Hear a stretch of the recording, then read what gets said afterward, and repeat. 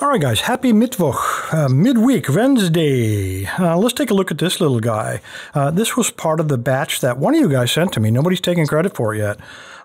Several locks came from Harbor Freight. I think it says it on there somewhere. There we go, Harbor Freight.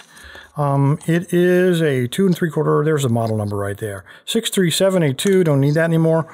And I just checked the key before I turned on the video. It does work, but it's a little stiff.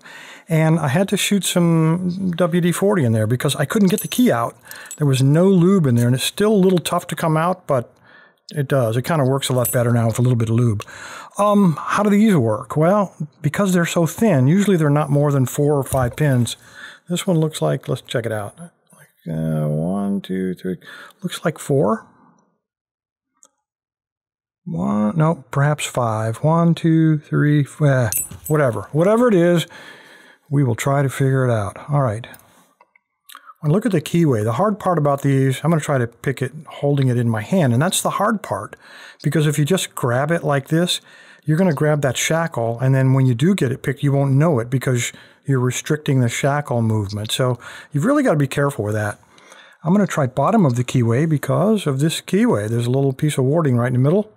So I think we can take this one.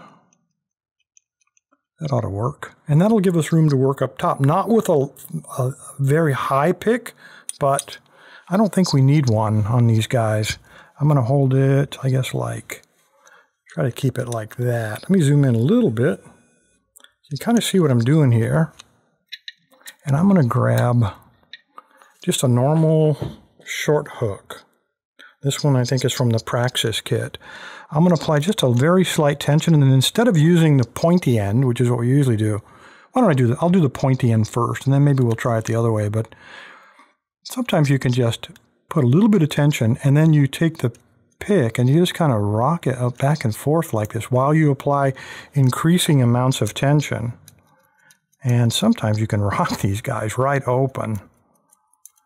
You can't do it with Abises, but sometimes you can do it with some of the off-brands, like this guy. And there you go. That's all there is to it. Nothing to it at all. It doesn't really matter. The lock doesn't care which side of the pick you use. You could do it with the pointy end, or you can flip it over and use the round end. Just rock it while you maintain light tension. Now, that might be a little bit of a challenge because these are spring-loaded. So what you need to do, let me lock it back up here, is when you find the tension point, when you see the spring tension is off of the core, back up just a little bit. So go all the way against the spring tension until it stops, and then back up just a hair. Otherwise, you're going to be pinching that core, and you're never going to be able to move those pins. Anyway, guys, there you go.